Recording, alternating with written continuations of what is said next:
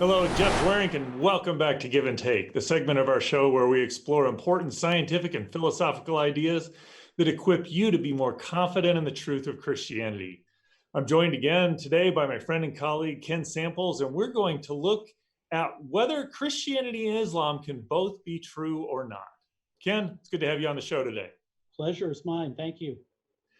So there's a lot of people in the world who are Christians. There's a lot of people in the world who are Muslims. There's a number of people who will say we're worshiping the same God, we're the same religion.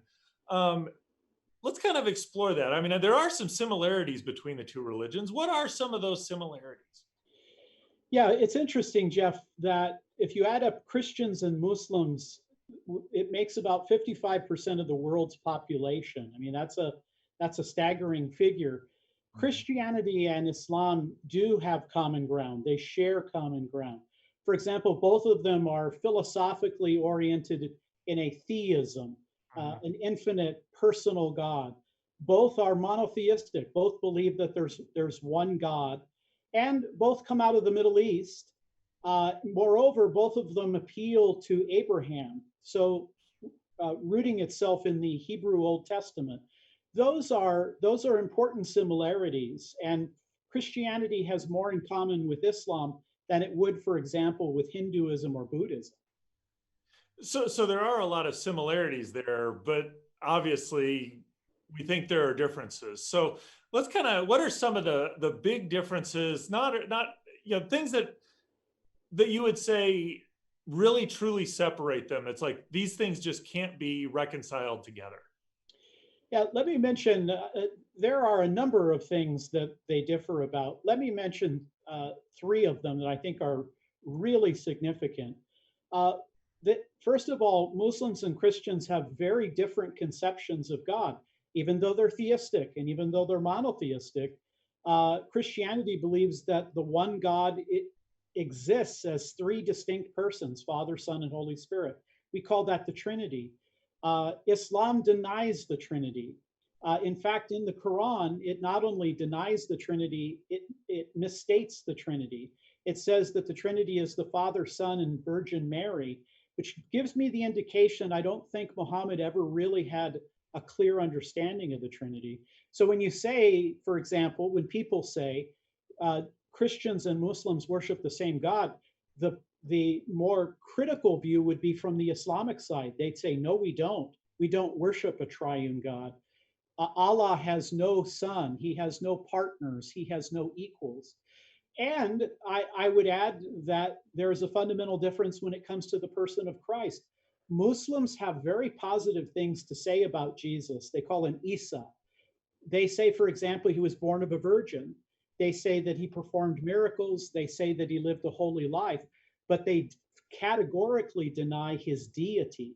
He's merely a human being. He's a human prophet. And then thirdly, Islam is not a redemptive religion. They deny that Christ died on the cross. They deny original sin. They deny salvation by grace. In fact, in Islam, both paradise and judgment are earned rewards. And so you need to subordinate yourself to Allah in order to hopefully achieve paradise. I think what we can say, Jeff, is if Islam is true, Christianity is false, or vice versa. If Christianity is true, Islam is false, because Islam denies the very essence of Christianity. Well, that's interesting because the examples you give there, who is God? Is he one God in one person? Is he one God in three persons?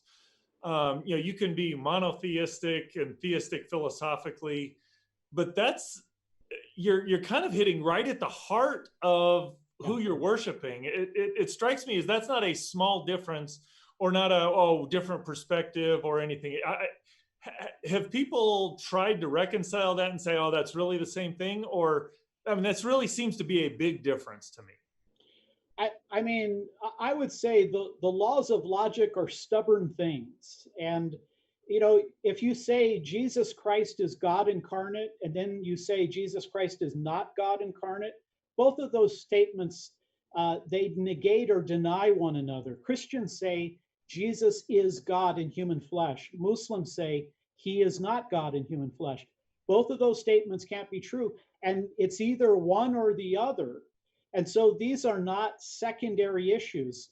Certainly, Muslims and Christians have common ground, but as soon as we get back to the Christian essentials, we see real serious conflict between the two faiths. Well, so there are some who would say, and I think these are people who probably don't understand Christianity well, but who would argue, yeah, Jesus is a good person, and really he's the one we want to follow. And so, in some sense, his deity really doesn't matter. So that you're kind of really looking at the same thing there. How would you respond to somebody who makes a claim like that or tries to argue that way?